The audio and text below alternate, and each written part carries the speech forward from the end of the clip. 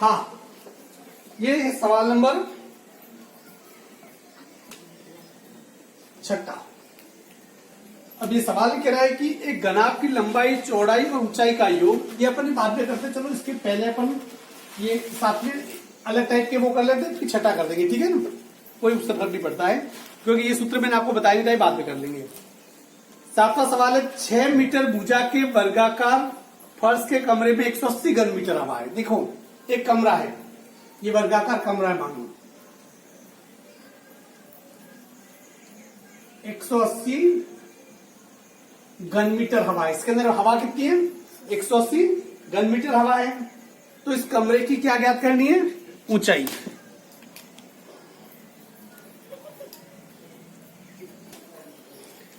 एक कमरे में कितने घन मीटर हवा है, 180 घन मीटर हवा है, कमरे की ऊंचाई ज्ञात कीजिए। कमरे की क्या ज्ञात करनी है, 6 मीटर भुजा के वर्गाकार फर्श,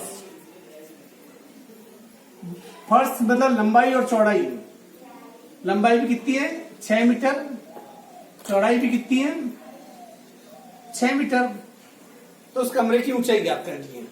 देखिए ये 180 घन मीटर हवा है, मतलब क्या है ये हवा, कमरे की हवा, कमरे के अंदर हवा है तो क्षेत्रफल है, आयतन है उसका, आयतन, कमरे का आयतन कितना, कमरे का आयतन आपका बराबर यहाँ कितना दे रखा है 180, और इसकी लंबाई चौड़ाई, इसका सूत्र क्या होता है, भुजा क्यूब, मतलब वही लंबाई इंटू चौड़ाई इंटू ऊंचाई बराबर 180। कमरा चूंकि घनाभाकार है तो ऊंचाई अलग होगी, लंबाई और चौड़ाई कितनी कितनी है 6 इंटू 6, ऊंचाई ज्ञात करनी है तो ऊंचाई बराबर 180, ऊंचाई बराबर 180, ये 6 इसके नीचे आ जाएगा, 36 18 6 पंचा 30, ऊंचाई बराबर कितना, उस कमरे की ऊंचाई कितनी आ जाएगी 5 मीटर।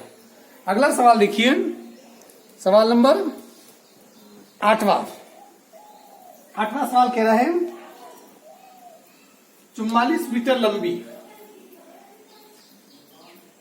1.5 मीटर ऊंची और 85 सेंटीमीटर चौड़ी दीवार बनाने में 22 centimetre into 10 centimetre into 7 centimetre में आपकी कितनी ईंटों की आवश्यकता होगी।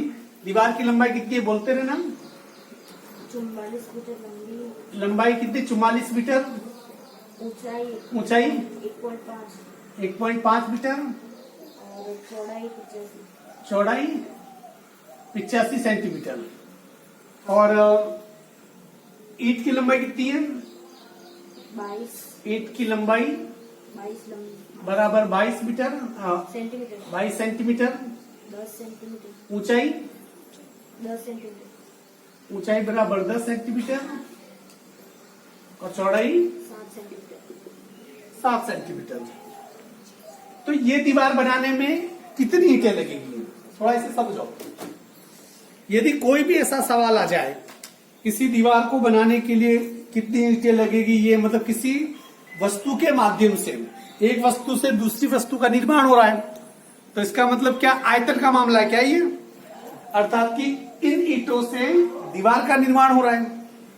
क्लियर, तो इसका मतलब जब भी ऐसा कोई सवाल आए तब क्या करेंगे, जिस वस्तु से जिसका निर्माण हो रहा है, तो उस जिस बड़ी वस्तु का निर्माण हो रहा है उसके आयतन में छोटी वस्तु के आयतन का क्या करो, भाग दे दो। क्या करेंगे हम, भाग दे देंगे। यहां जैसे ईंटों की संख्या ज्ञात करनी है, बाय द वे ईंटों की संख्या बराबर दीवार का आयतन अपॉन एक ईंट का आयतन।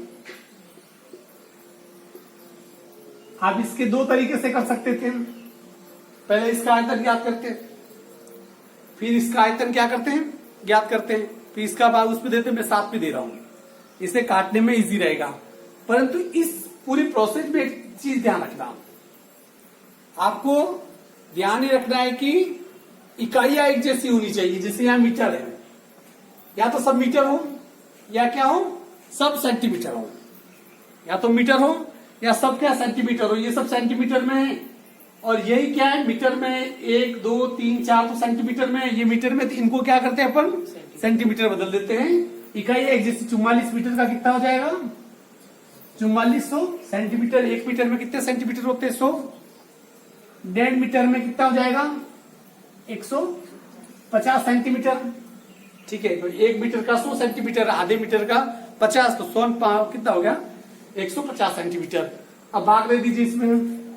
दीवार के आयतन का सूत्र वही, लंबाई इंटू चौड़ाई इंटू ऊंचाई। तो 4400 इंटू 150 इंटू 85 अपॉन ईंट का आयतन 22 इंटू 10 इंटू 7, 0 से 0, 22 दूनी 44, 20 बार, 7 का भाग इस पे दे दीजिए, 7 एक कम 85, 7 का भाग तो जाना चाहिए था। उत्तर पॉइंट पे आ ही सकता है। हाँ देखिए, आपकी बुक में ये गलत दे रखा है। बुक में ये 85 की जगह कितना है? ये 35 है, ठीक है ना? तो ये कितना आ जाएगा? इसकी जगह 35, 7 पंचान 35, गुणा कर दो। जैसे 20 और 5 का गुणा किया तो 100 इंटू ये कितना है? 150, इसका गुणा कर दो। तो उस दीवार को बनाने में कितनी ईंटें लगेगी? 15,000 ईंटें। इस सवाल को आगे भी पूछ सकता था।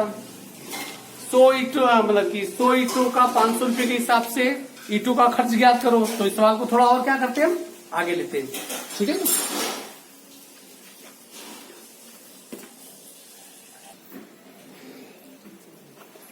हाँ, ये सवाल देखिए, 90वां सवाल। एक कमरा है,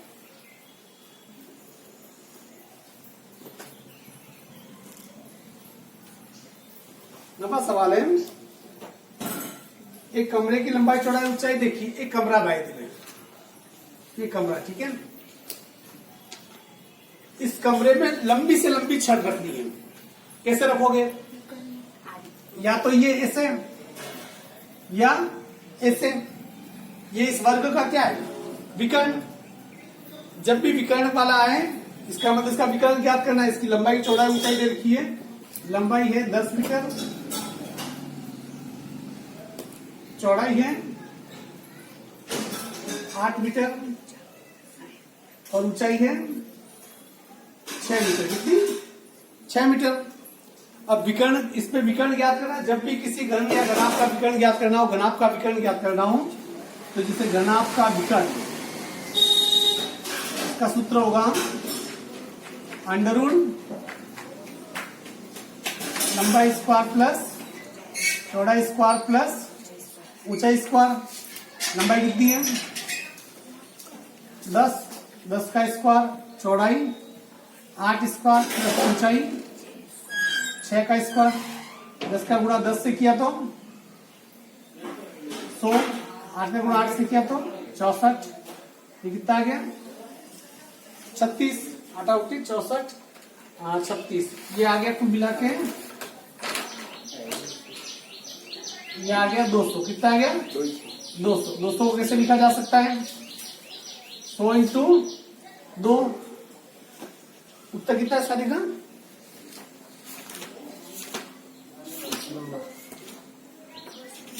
10 अंडर 2। 100 का वर्गमूल कितना आ गया?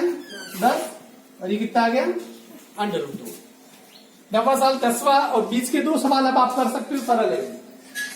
एक तो 18, एक तो 16वां, मतलब 10वां और 11वां अभी किया वैसे ही है, ठीक है ना? 12वां सवाल मैं बता देता हूँ। 12वां सवाल बता देता हूँ।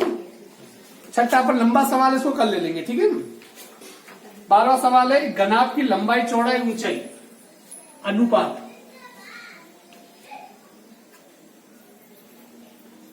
घनाभ की भुजाओं का अनुपात है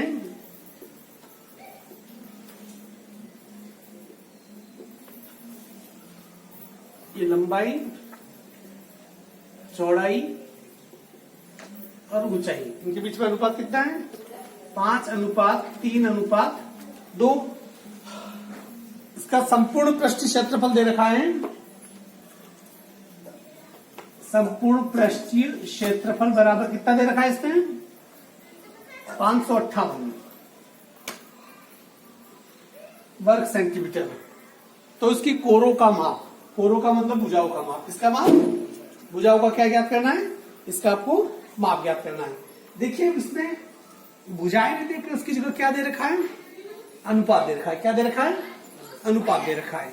और दूसरी तरफ क्या दे रखा है, उसका संपूर्ण पृष्ठीय चालू किया था मैं। अब इसकी लंबाई चौड़ाई ऊंचाई का अनुपात दे रखा है। बाय द वे हम इसकी भुजाएं क्या मान ले, हम लंबाई मान ले 5 है तो 5x, चौड़ाई 3 है तो 3x, ऊंचाई 2 है तो 2x। ठीक है। अब देखिए घनाभ के पृष्ठीय क्षेत्रफल का सूत्र क्या होता है, बराबर 2 कोष्टक LB plus BH plus HL। घनाभ का पृष्ठीय क्षेत्रफल पहले से कितना दे रखा है, 558 बराबर 2, L की जगह लिखो, L कितना है 5x, इंटू B कितना है 3x प्लस B कितना है 3x, इंटू H कितना है 2x plus 2x into 5x। ठीक है ना। अब इसको वैसा लिख दो 500। ये मुझे ऐसा नहीं करना चाहिए। अच्छा मैं वापस करता हूँ। घनाभ का पृष्ठीय क्षेत्रफल कितना दे रखा है, 558। घनाभ के पृष्ठीय क्षेत्रफल का सूत्र क्या है, 2 LB plus BH plus HL। ये सूत्र है बराबर 558, 2 की जगह 2, लंबाई कितनी है 5x इंटू चौड़ाई 3x plus 3x into 2x plus 2x into L का मान 5x बराबर 558। इसका जो गुणा करना है कर लो, ये गुणा, जैसे ये और ये इसका गुणा कर दो, 2 5 का गुणा 3 से करो, कितना होता है 5 3 15, x का गुणा x से किया तो x स्क्वायर, 3 दूनी 6x स्क्वायर प्लस 5 दूनी 10x स्क्वायर बराबर कितना है 558। अब इन सबको जोड़ लो, सभी x स्क्वायर जुड़ सकते हैं। 2 इंटू 15 6 21, 21 और 10 15 6 21, 21 और 10 31 x square, 2 into 31 x square बराबर 558। हमें x का मान ज्ञात करना है तो एक्स स्क्वायर बराबर ही 558 अपॉन 2 और 31 के नीचे चला जाएगा। ठीक है ना। अब 31 का भाग 2 का भाग 2 कुछ तो पहले 2 दूनी 4, 1 7 दूनी 14, 9 9 9 के 27, इससे कितना सीधा कट जाएगा ये 9 बार, या एक्स स्क्वायर बराबर कितना आ गया 9, एक्स बराबर कितना आ जाएगा 3, एक्स बराबर कितना आ गया 3 आ गया। तो ये एक्स 3 आ गया, अभी भुजाएं नहीं आई है। हमने लंबाई क्या मानी थी, लंबाई कितनी मानी थी 5x, तो 5 इंटू एक्स का मान 3 तो कितना आ गया 15 सेंटीमीटर। चौड़ाई कितनी थी देखो सामने 3x, 3 इंटू 3 बराबर 9 सेंटीमीटर। ऊंचाई कितनी थी 2x, 2 इंटू 3 बराबर 6 सेंटीमीटर। That's answer. ठीक है ना। चलो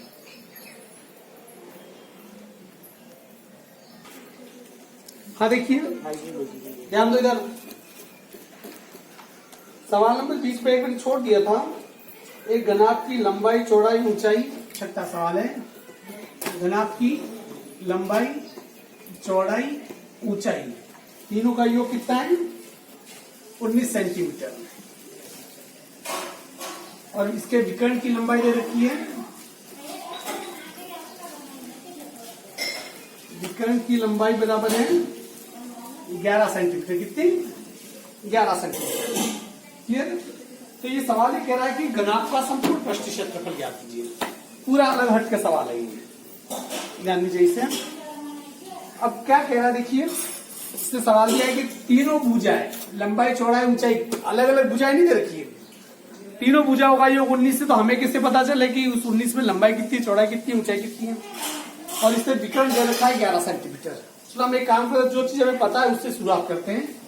विकर्ण ज्ञात करने का सूत्र क्या होता है? L square plus B square plus H square बराबर कितना है? 11 सेंटीमीटर। ठीक है, पहला काम ये ध्यान रखो, हम क्या करें कि दोनों पक्षों का वर्ग करने पर, पक्षों का वर्ग करने पर, मतलब इसके ऊपर भी स्क्वायर और इसके ऊपर भी स्क्वायर, तो जैसे इसका स्क्वायर करोगे तो ये अंडर रूट क्या हो जाएगा? हट जाएगा। तो L square plus B square plus H square बराबर इसका वर्ग करो 11 का स्क्वायर 121 सेंटीमीटर। क्लियर?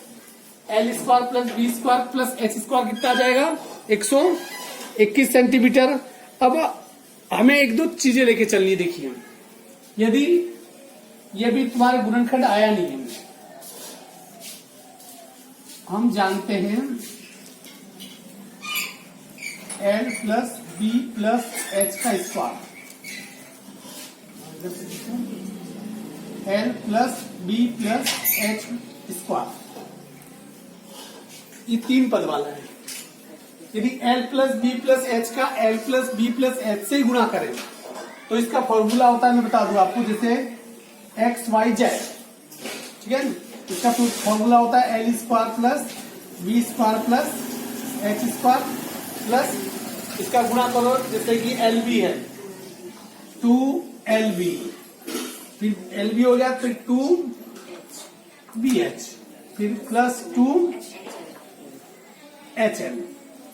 ठीक है, अब ये हो गया L plus B plus H square, ये हो गया। अब यहां पर, अब इसके जहां पर जो मान है देख लेता हूं, हाँ इसको भी रहने दो, अपन अपने हिसाब से करते हैं, वो आगे भी काम। बी प्लस एच का square, L square plus B square plus H square, इन सब में कॉमन क्या है? 2 LB plus BH plus HL। ठीक है, LB plus BH plus HL। अब यहां पर देखिए ये किसका सूत्र है? ये किसका सूत्र है? घनाभ का संपूर्ण पृष्ठीय क्षेत्रफल। और इसमें घनाभ का संपूर्ण पृष्ठीय क्षेत्रफल अपने दे रखा है क्या इसमें? हाँ, नहीं दे रखा है जिससे, वही तो ज्ञात करना। क्या? अब अपने पास जो मान है वो मान यहां पर रख दीजिए। देखिए यहां L plus B plus H का मान कितना है? 19। तो इसका मतलब ये L plus B plus H की जगह क्या रख सकते हैं? 19 स्क्वायर। अब यहां पर देखो L square plus B square plus H square, L square plus B square plus H square का मान कितना है? कितना है? अर्थात कि L square plus B square plus H square, इसका मान कितना हो गया? 121 प्लस, अब ये है, ठीक है, इसको क्या लिख सकते हैं? घनाभ का पृष्ठीय क्षेत्रफल, क्योंकि घनाभ के पृष्ठीय क्षेत्रफल का सूत्र ही है। इसकी जगह क्या लिख दिया? घनाभ का पृष्ठीय क्षेत्रफल। अब 19 का 19 से गुणा करो, कितना होता है? बोलो, वर्ग आना चाहिए। 19 का 19 से गुणा करो, 19 दबाने 361 कितना गया? ये 361। ये 121 से इसको इधर ले आओ, माइनस का 121, इधर क्या बच गया? घनाभ का पृष्ठीय क्षेत्रफल। 364 में 121 घटा दो, 4 में से 1 गया कितना? 3, 6 में 2 गया कितना? 4, और 3 में गया तो 243।